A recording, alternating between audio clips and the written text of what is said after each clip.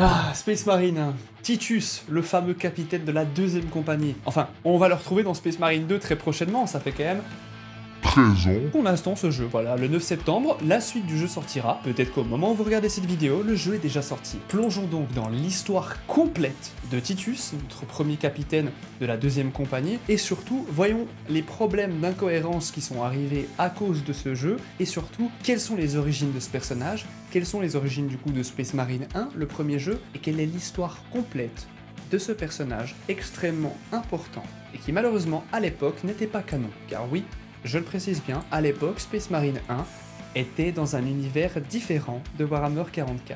Ouais, c'est un truc de ouf, mais c'est validé et véridique, ça a été dit par les développeurs sur des forums. On va voir tout ça en détail dans cette vidéo. Accrochez-vous, il y a beaucoup d'informations à savoir, mais comprenez bien que cette vidéo a été concoctée dans le but de vous faire comprendre tout ce qu'il faut savoir sur l'histoire de Space Marine, premier du nom, et le deuxième qui arrivera. Si vous regardez cette vidéo, vous aurez donc toutes les infos qu'il faut, et vous comprendrez tout ce qu'il faut savoir là-dessus.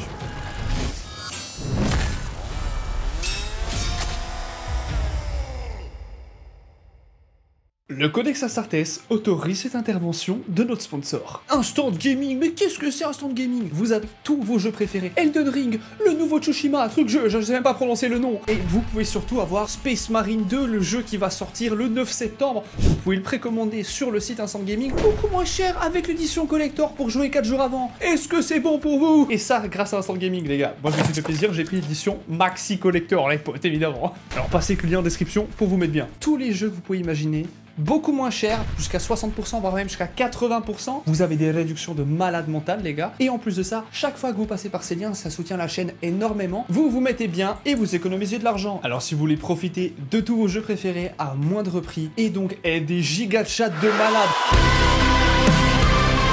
parce que putain c'est beau d'économiser de l'argent, passez par Instant Gaming. Et surtout, merci Instant Gaming pour la sponsor. Prenez soin de vous et bonne vidéo.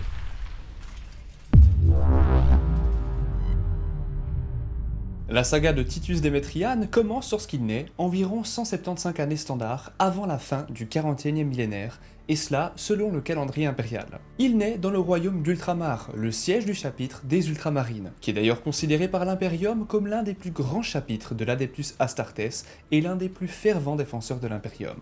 Titus a été recruté dans sa jeunesse et a excellé en tant que recrue, bien qu'il ait parfois eu du mal à maîtriser son tempérament. Malgré tout, il a surmonté de nombreux adversaires et souffert de nombreuses blessures, tant physiques que psychologiques. Et il a gravi les échelons des Ultramarines alors qu'il servait dans la deuxième compagnie. Bien qu'il ait suivi les règles et les conseils du Codex Astartes, qui, je le rappelle, est le tome le plus sacré des Ultramarines sur la stratégie, l'organisation et le comportement moral, qui est entre autres rédigé par le primarque de son chapitre Roboute et Guilliman, Titus pensait tout de même que la partie la plus importante du codex était son esprit et non sa réelle définition. Ainsi, il voyait le codex d'une façon à suivre des règles tout en respectant des valeurs. Il le voyait plus de manière spirituelle que comme un réel livre de règles. Au début de sa carrière, Titus est lié d'amitié avec son collègue ultramarine et vétéran, le sergent Sidonius. À un moment donné de son service, Titus faisait partie d'une escouade ultramarine qui engageait un sorcier du chaos. Donc il s'agit simplement d'un psyker corrompu par les puissances du chaos. Toute l'escouade de Titus fut tuée par les attaques du sorcier, qui puisait évidemment tous ses pouvoirs dans le Warp, la dimension des démons. Mais Titus survécut d'une manière ou d'une autre aux explosions directes d'énergie Warp, et cela malgré de graves blessures au cours de la bataille. Et il tua le sorcier à lui tout seul. À la grande surprise des apothicaires, les médecins du chapitre, Titus a survécu à ses blessures et s'est complètement rétabli. De nombreux membres du chapitre se demandèrent comment il avait pu survivre, laissant entendre qu'il avait peut-être été touché par la corruption des dieux du chaos. Titus lui-même n'avait pas d'explication rationnelle à son apparente invincibilité, à ce contact lié aux puissances du Warp et donc du chaos. Mais ça, on va pouvoir le voir, ça a une petite explication. Du moins, même si on n'est pas sûr de l'explication actuellement, on en aura une dans la suite de Space Marine 2. Quelque temps après cet événement, la deuxième compagnie des Ultramarines se déploya sur le monde de Beta Arcturus, et ils le firent pour défendre la planète contre une force d'invasion de guerriers Eldari venant du vaisseau monde de Bieltan. Durant cette bataille, le capitaine de la compagnie Trajane tua l'autarque des Eldari. Les Eldari sont simplement nos elfes de Warhammer 40 000, notre version à nous, si on veut. Titus a donc dirigé l'escouade de commandement de Trajan contre la garde d'élite des guerriers, et cela a causé la mort de 3 des guerriers Eldari. Ils furent totalement massacrés par Titus, qui utilisa son épée tronçonneuse pour détruire leur armure d'os. Les extraterrestres ont été vaincus, mais dans leur dépit, ils ont capturé l'un des frères de bataille de Titus au moment où il se retirait. Et il s'agissait d'un jeune guerrier nommé Léandros. Trajan décida alors de mener une escouade de combat pour récupérer Léandros, et il ordonna à Titus de sécuriser le champ de bataille et d'attendre son retour. Cependant, les Eldari sont très doués, voire même très sournois, car ils avaient attiré Trajan dans une embuscade. Révélant des forces cachées qui n'étaient pas encore engagées dans la bataille, les Eldari Bieltan voulaient absolument se venger, et ils ont encerclé Trajan et l'ont cruellement abattu. Et malgré cela, Titus a mené la contre-attaque qui a permis de récupérer le corps de Trajan et a repris le commandement de la force de frappe qui a chassé définitivement tous les agresseurs extraterrestres de la planète. Titus avait donc repris le commandement du capitaine malheureusement décédé, donc Trajan. Il le fit temporairement, mais ses actes furent remarqués par quelqu'un de très important. Je parle évidemment de Marneus Calgar, le maître des chapitres des Ultramarines. Et cet acte de bravoure de Titus fit de lui le capitaine de la 2e compagnie. Marneus Calgar lui accorda le commandement de la compagnie après qu'il ait ramené le corps de Trajan à Macragge pour qu'il soit enterré dans un grand sépulcre à l'intérieur de la forteresse d'Hera. Titus mena ensuite la 2e compagnie à de nombreuses victoires contre des mutants, des extraterrestres et des hérétiques. De nombreux ultramarines de haut rang, comme le premier capitaine Severus Ageman et le maître du chapitre lui-même, Marneus Calgar, considéraient Titus comme un modèle de l'humilité attendue de leur chapitre, tout en étant un guerrier et un stratège exemplaire. Marneus Calgar est quand même un niveau de badasserie assez extrême, donc si il vous tient en haute estime, vous êtes très important et très puissant, voire même respectable. Sans parler de Severus Ageman, le capitaine de la première compagnie, qui est un vétéran des guerres tyranniques. D'ailleurs, je vous invite à aller voir la vidéo juste ici si vous ne l'avez pas vue, hyper intéressant, qui parle de la première guerre tyrannique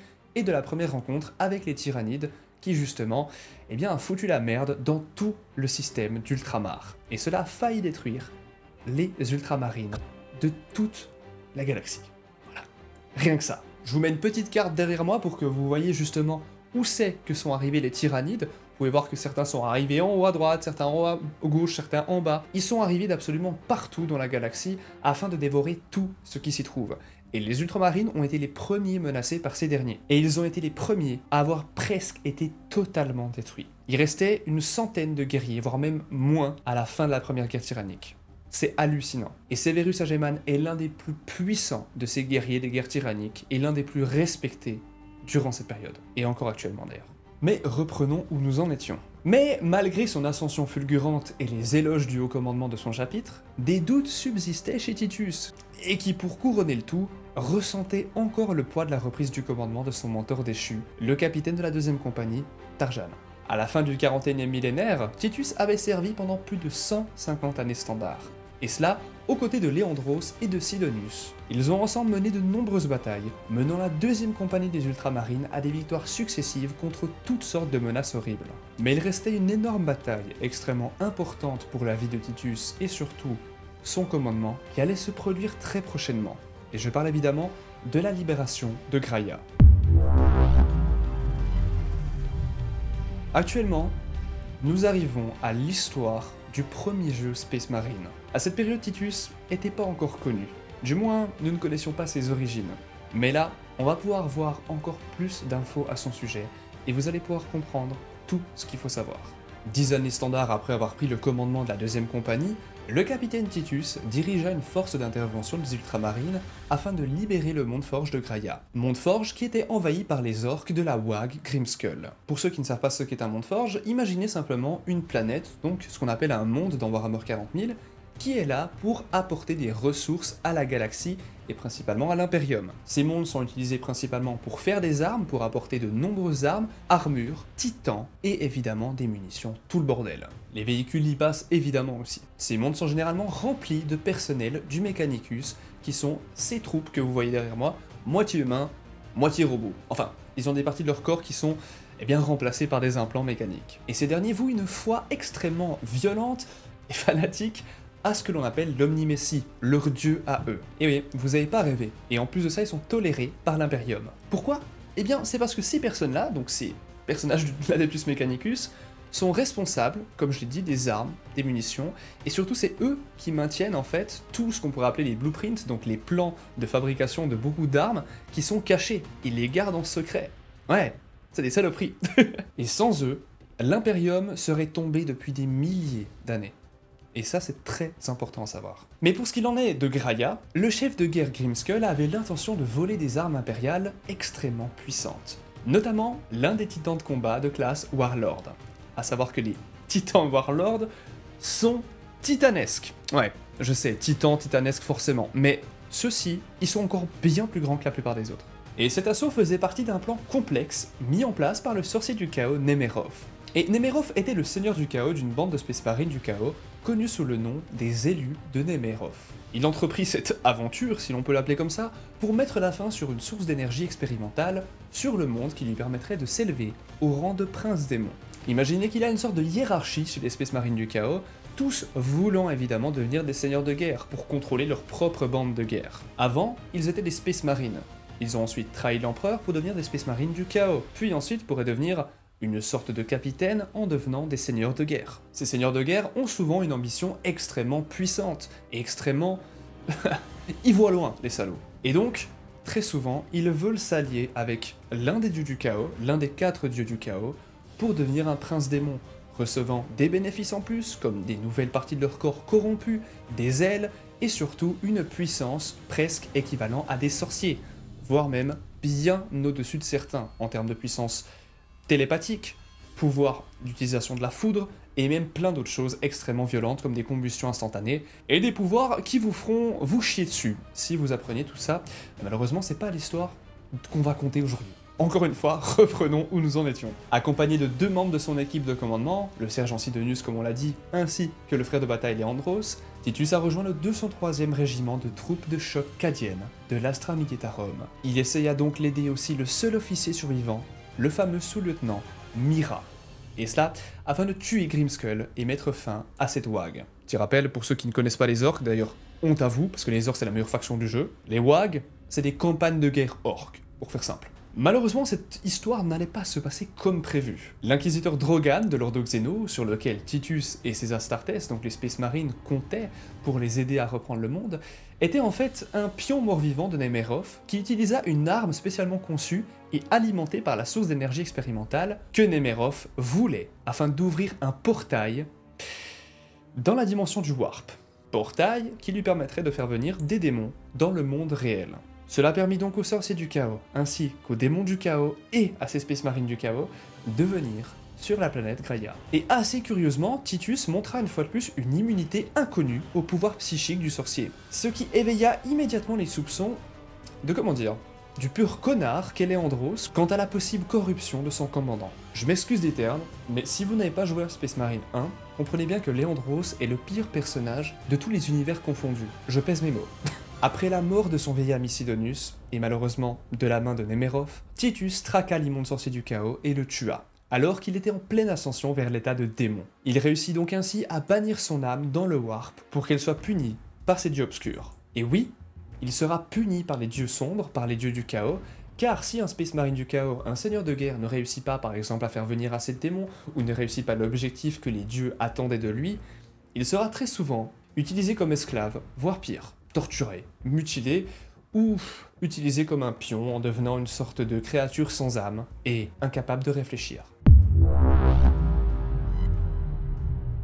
Malgré ses vaillants efforts pour libérer Graia, le capitaine Titus fut séquestré par l'inquisiteur Thrax et sa suite de Space Marine Black Templar. Il était soupçonné d'hérésie après que Leandros, ce putain d'enculé, eut rapporté la résistance peu commune de son capitaine à la puissance du Warp déchaîné par le sorcier du chaos Nemerov. Bon, sans oublier que, quand même, faut le dire, Titus avait tendance à ne pas suivre correctement le Codex Astartes, comme on l'a dit avant. Et Stroutball de Leandros vivait pour le Codex Astartes. Comme certains flics ou certaines personnes vivent, on va dire, avec un livre de règles à côté de leur table de nuit, vous voyez ce que je veux dire? Genre en mode, comment je pourrais faire chier quelqu'un demain? Et ben Leandros, c'est exactement ça. C'est exactement ce qu'il voulait faire.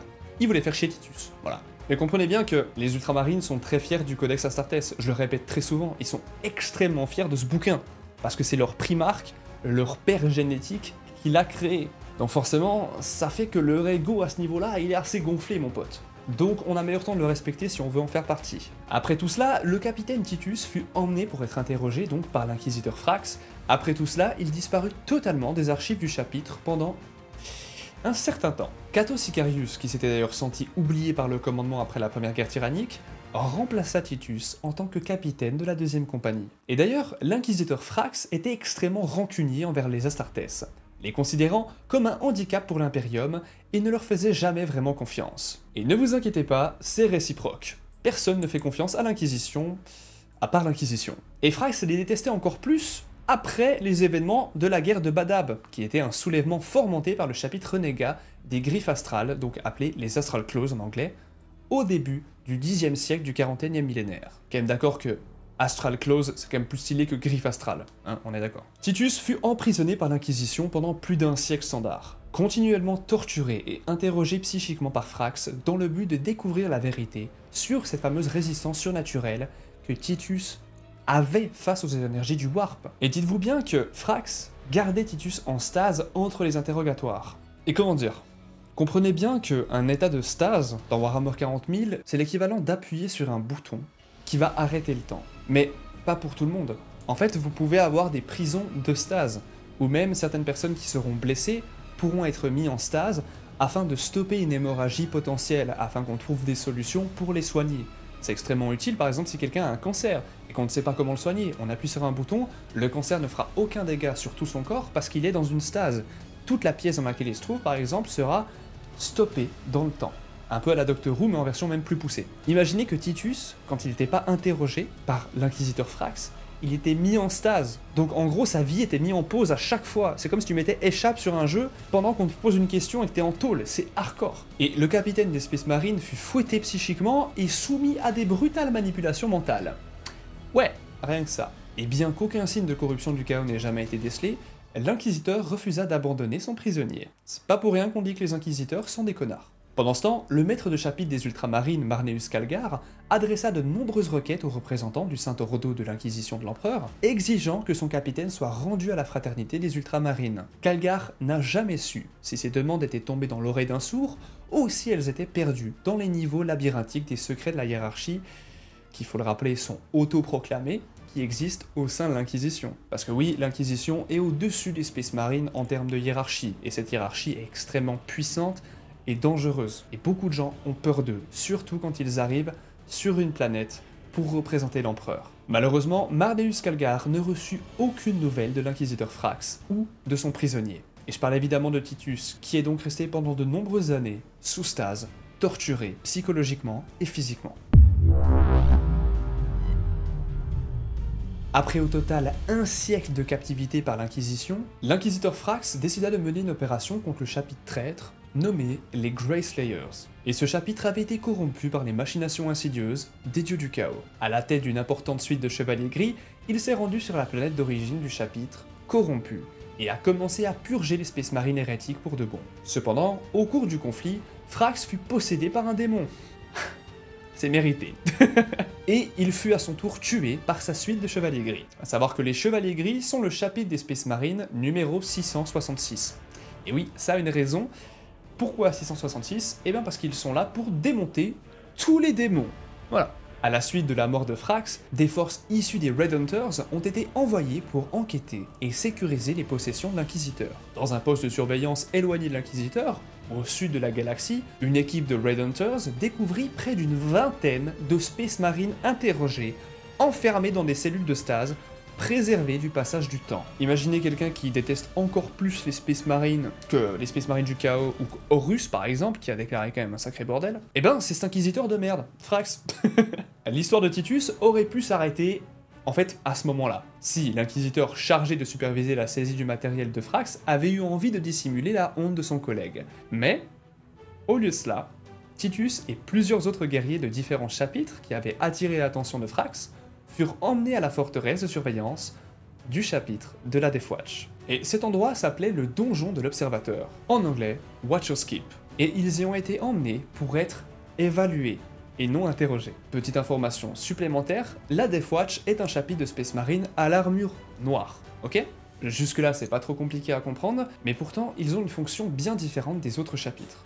Donc comme on l'a vu, les Chevaliers Gris, ce fameux 676e chapitre, vient de l'Inquisition, et il a été créé en même temps que l'Inquisition. Et les Chevaliers Gris sont envoyés par les Inquisiteurs pour détruire les démons, comme on l'a dit. Mais évidemment, il existe d'autres menaces dans Warhammer 40 000, et la Death Watch s'occupe de ces autres menaces, que l'on appelle les Xénos, les extraterrestres de Warhammer 40 000. Tous les Space Marines qui se trouvent au sein de la Death Watch sont des vétérans de leur chapitre et surtout des experts en une faction de Xénos, par exemple les Eldar, les Orques, les Tyrannides ou les Tau. Et ils sont donc tous capables d'enseigner des informations aux autres. Et ils vont faire partie de la Death Watch pendant un certain temps, pour très souvent revenir à leur chapitre d'origine, afin d'apporter toute l'expérience qu'ils ont gagnée au sein de la Death Watch avec eux dans leur ancien chapitre. En gros, voyez ça comme une sorte de formation long terme pour gagner en échelon dans votre chapitre et devenir meilleur pour tuer des aliens. Autre chose très importante par rapport à la Death Watch, comprenez bien que tous ces Space Marines sont en armure noire, mais sur leur épaulette, on retrouvera leur chapitre d'origine. Par exemple, s'il fait partie des Salamanders, il aura l'épaulette des Salamanders verte, s'il fait partie des Ultramarines en bleu avec le petit Oméga, ou Ultra, pardon, et s'il fait partie des Imperial Fist, il aura le point en jaune des Imperial Fist. Voilà.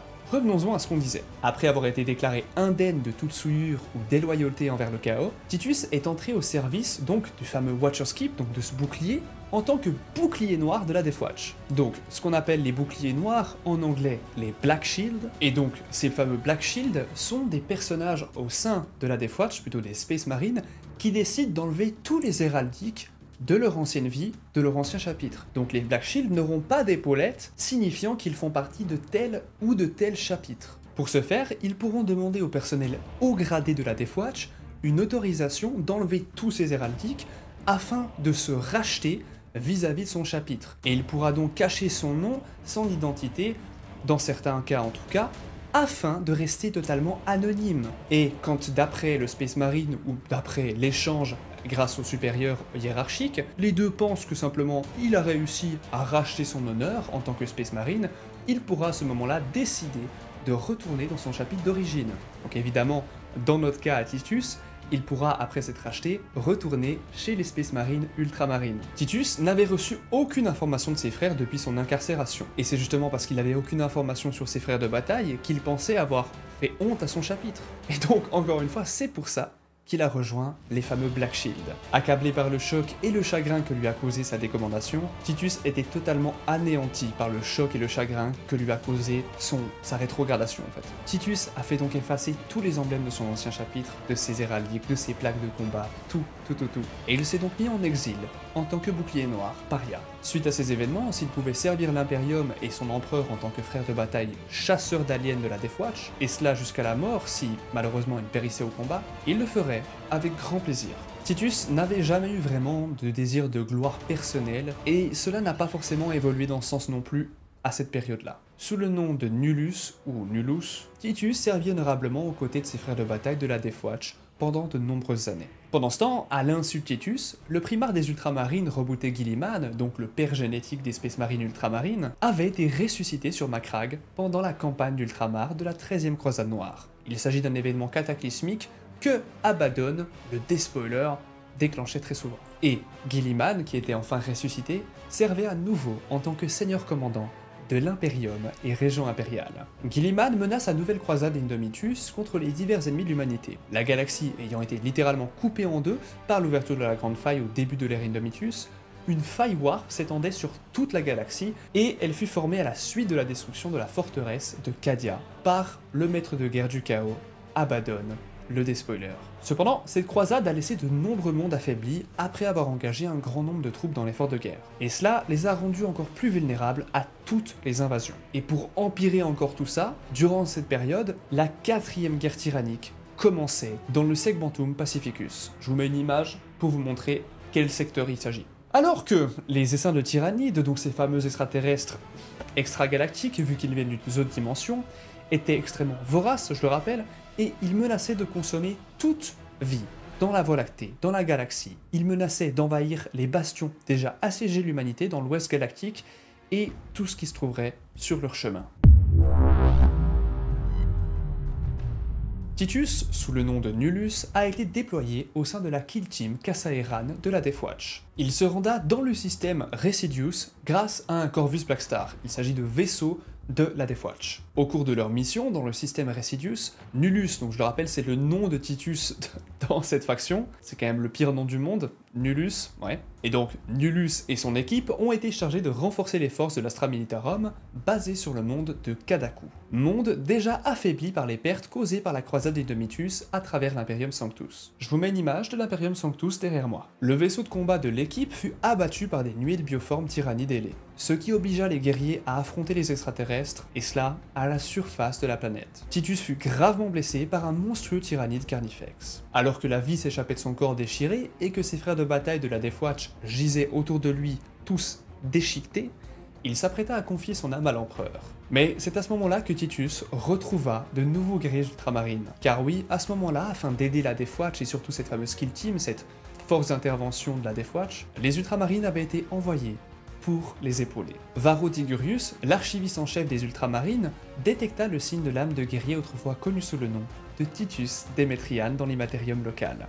Et cela alors que le vaisseau d'attaque traversait le Warp. Alors même que l'ombre des tyrannides dans le Warp commençait à obscurcir la vue de Tigurius comme une cataracte, l'archiviste en chef reconnut celui qui avait été le capitaine de la deuxième compagnie des ultramarines. Les archivistes ont des pouvoirs et ils peuvent voir à travers le Warp et voir, on va dire, l'empreinte thermique de certaines personnes et aussi recevoir des messages, voire même en envoyant, grâce au Warp, à la puissance des dieux du chaos. Mais ils le font pas grâce à ça, ils le font grâce à des dons de naissance. Et justement, comme on l'a dit, il y a ce qu'on appelle l'ombre du Warp. Et cette ombre dans le Warp est créée par les tyrannides. Il s'agit d'une sorte de brouilleur que les tyrannides émettent autour d'eux, ce qui empêche en fait tous les mondes galactiques d'envoyer des messages de détresse pour se faire aider. Si les tyrannides arrivent sur une planète, il est déjà trop tard, on peut pas demander de l'aide, on peut rien faire. On peut pas envoyer de message de détresse grâce au Warp. Voilà. Le destin a voulu que Tigurius, l'archiviste, voyage à bord du Righteous Fury, le même vaisseau qui avait porté Titus et Trajan avant lui au combat de nombreuses reprises. Et c'est ce puissant et fameux vaisseau du chapitre qui s'est détaché du Warp à la limite du système Relitious. Là, le croiseur d'attaque prépara ses Thunderhawks à se déployer sur la planète où était en train d'agoniser la forme brisée du bouclier noir, qui, je le rappelle, était connu de ses camarades sous le nom de Nullus. La première compagnie des ultramarines arriva donc sur la planète afin de renforcer les forces de la Death Watch, amenant nul autre que le premier capitaine Severus Ageman et le bibliothécaire en chef Tigurius. Les ultramarines se battirent vaillamment, leur arme dévastant les bioformes tyrannides avec la discipline soigneusement née des chasseurs de tyrannides expérimentés. Ils arrivèrent malheureusement bien trop tard pour sauver Kadaku de la chute du Grand Dévoreur. La planète était anéantie. Mais les guerriers de la Death Watch du donjon de l'Observateur purent récupérer leurs morts et leurs blessés, et se replier dans le vaisseau des ultramarines. Tous, à l'exception de Nullus, le fameux bouclier noir, que Tigurius en personne ordonna de ramener dans les baies de l'Apothecarion, à bord de la Furie Vertueuse, en anglais The Righteous Fury. Les blessures de Titus étaient graves, et il fut décrété qu'il subirait les rites calgarien. Et c'était le nom donné par les ultramarines au Rubicon Primaris. Et c'était probablement le seul moyen qu'avait Titus pour avoir une chance de survie. À ce moment-là, Titus supporta les procédures nécessaires pour devenir un Space Marine Primaris, aussi stoïquement qu'il avait supporté les interrogatoires de l'inquisiteur Frax, et fut rendu plus fort qu'il ne l'avait jamais été. Pour ceux ignorant comment le Rubicon Primaris fonctionne, il y avait ce que l'on appelle à l'époque les Space Marines premiers-nés, les Firstborn, qui étaient plus petits, moins forts et avec 3 organes de moins dans leur corps que les Space Marines Primaris, plus grands et plus résistants, ont actuellement. Et donc, dans le lore, dans l'histoire, c'est simplement une manière de booster les Space Marines et de les rendre plus puissants, mais surtout plus grands en plus, et malheureusement, très dangereux. Beaucoup de Space Marines meurent en passant par ça. Lorsque Titus se réveilla, il fut surpris de se voir honoré du grade de lieutenant, sous le commandement du capitaine Sebastus Acheran de la deuxième compagnie. Et Acheran était un guerrier qui n'avait que récemment quitté la réserve de Scout Marine, lorsque Titus avait été enlevé aux ultramarines presque un siècle plus tôt. Une fois de plus, Titus décida de faire ce que son chapitre lui demandait, et de servir sous les ordres d'un guerrier qui avait les mêmes titres que lui. Parmi les ultramarines, certains appréhendaient le retour de Titus au sein du chapitre. L'archiviste en chef Tigurius avait cependant examiné l'ancien capitaine et avait conclu qu'il n'avait aucune tare. Et il décida cela avant de communiquer psychiquement avec le maître du chapitre Marneus Calgar, qui avait autorisé la réintégration immédiate de Titus. Titus fut officiellement accueilli dans la fraternité guerrière de son géniteur. Le lieutenant des Metraian Titus, jadis et à nouveau membre de la deuxième compagnie des ultramarines, allait à nouveau faire subir la colère de son chapitre à tous les ennemis de l'Imperium.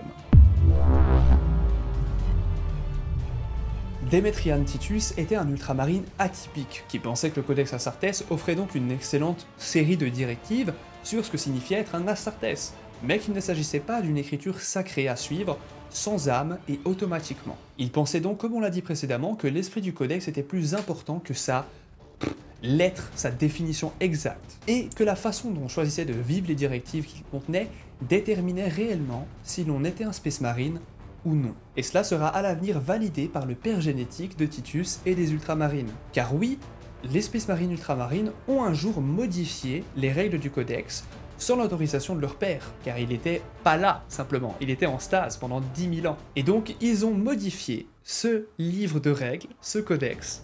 Pourquoi? Eh bien simplement car ils voulaient créer une nouvelle escouade de Space Marines, nommée les vétérans de guerre tyrannique. Et cela a foutu la merde totale au sein des Space Marines ultramarines, car beaucoup voulaient absolument garder le codex comme il avait été écrit, et d'autres voyaient qu'il était beaucoup trop vieux, qu'il fallait le faire évoluer, car une nouvelle menace était arrivée. Cette nouvelle menace était les tyrannides. Il fallait donc créer une nouvelle escouade parfaite pour détruire les tyrannides. Et donc Titus avait, d'un certain point de vue, raison de modifier les règles du codex, ou plutôt de les voir d'une manière presque spirituelle. Car au final, Roboute Guilliman, quand il revint à nouveau à la vie, si je puis dire, accepta le changement de règles pour les vétérans de guerre tyrannique, et surtout remercia et honora les Space Marines ultramarines d'avoir pris le risque de lui désobéir afin d'améliorer son codex. Comme on l'a vu, Titus a fait preuve à de nombreuses reprises d'une puissante résistance au pouvoir psychique qui était déchaîné donc par les serviteurs du chaos. Et cette origine de résistance est inconnue. Justement, c'est ce qui l'a fait être soupçonné d'avoir été en quelque sorte corrompu par les puissances du chaos. Il n'y a aucun signe véridique d'une telle contamination par le chaos, et Titus n'a pas été considéré comme un psyker non plus, ou comme un sorcier. De sorte que la nature et la portée de cette résistance restent inconnues à l'heure actuelle. Et c'est ça le plus étrange, car il a malgré tout, à cause de cette capacité, été conduit à son arrestation, suite aux événements sur la planète Graia. Mais avec de fortes chances, nous en apprendrons plus dans Space Marine 2. À un moment ou un autre, le capitaine Titus a manié presque toutes les armes de l'arsenal Space Marine, y compris le pistolet à verrou et l'épée tronçonneuse. Épée d'ailleurs que préfèrent de nombreux officiers Space Marine. L'armement le plus caractéristique de Titus, lorsqu'il était encore un Space Marine premier-né, était une arme qui tirait des mines explosives, générant un champ gravitique, et se collait à l'ennemi avant d'exploser. Cette arme était appelée le lanceur de vengeance. En tant que lieutenant des Space Marines Primaris, Titus utilise les nouveaux équipements mis à la disposition des Space Marines durant l'ère Ignobitus. Et cela grâce au génie technologique de l'Archmagos Dominus Belisarius Cawl. L'Archmagos Dominus Belisarius... Putain de mon merde. Belisarius Cawl, on va juste dire ça, est le personnage de l'Adeptus Mechanicus à l'origine de l'augmentation des premiers-nés Space Marines pour les faire passer en Primaris. Et c'est lui qui invente de nouvelles choses très régulièrement. Et il est d'ailleurs un peu détesté par beaucoup de monde pour ces raisons. D'ailleurs, il y a un petit problème en termes de canon, donc en termes de lore, parce que malheureusement, à la base, Space Marine 1 se passait dans un univers différent de Warhammer 40 000. Je vais m'expliquer. Les créateurs du jeu, plutôt les développeurs et donc ceux qui ont fait le lore, disaient sur des forums que en gros Space Marine 1 et Warhammer 40 000, c'était deux univers différents. En gros, c'était pas forcément vérifié par Game Workshop et validé comme quoi c'était canon. Mais évidemment, vu que Space Marine 1 a bien marché, que Space Marine 2 est attendu depuis beaucoup de temps, et que le lore tout autour a été validé maintenant par Game Workshop, et donc sera évolué et évoluera tout autour des Ultramarines, ils ont réussi à faire une modification assez maligne qui a fait qu'en gros ça fout pas la merde dans toute la timeline du jeu et de l'univers. Donc normalement, à l'époque où Titus était donc capitaine, donc en 2011, on avait déjà un capitaine de la deuxième compagnie. Et ce capitaine de deuxième compagnie, donc des Ultramarines, était Cato Sigarius. Donc vous imaginez qu'un jeu venait d'arriver avec un nouveau capitaine, alors que Cato Sigarius était en fait déjà capitaine actuellement, il y a encore même un an, et il n'était pas mort. Donc il n'y avait pas trop d'explication pourquoi. C'est pour ça qu'ils ont dit que ça faisait partie de deux univers en fait un petit peu différents. Et c'est d'ailleurs pour ça que dans Space Marine 2, il a été rétrogradé au rang de lieutenant. Ça rend la chose beaucoup plus simple, évidemment. Et c'est aussi pour ça qu'ils ont dit que l'événement de Graia se passait avant que Sigarius récupère en fait la deuxième compagnie en tant que capitaine. En gros, ils ont modifié un petit peu le lore comme ils ont pu le faire avec les Primaris qui sont donc arrivés en modification de toute l'histoire. Je sais que ça plaira pas à certains, mais oui, c'est comme ça qu'ils font souvent Game Workshop pour faire évoluer, parce qu'ils n'ont pas réfléchi 10 ans en avance. Ça arrive, même moi quand je fais des vidéos, des fois je dis des conneries, et puis je dois me corriger derrière. Ça arrive. Donc, même si des fois je trouve ça un petit peu chiant dans le lore, je comprends Game Workshop et il fait ça quand même. Mais d'ailleurs, dites-moi ce que vous pensez de ça, de ce retcon, dans les commentaires. Dites-moi ce que vous pensez un petit peu de tout ça. Mais c'est pas tout, j'ai un petit message quand même à vous dire juste après.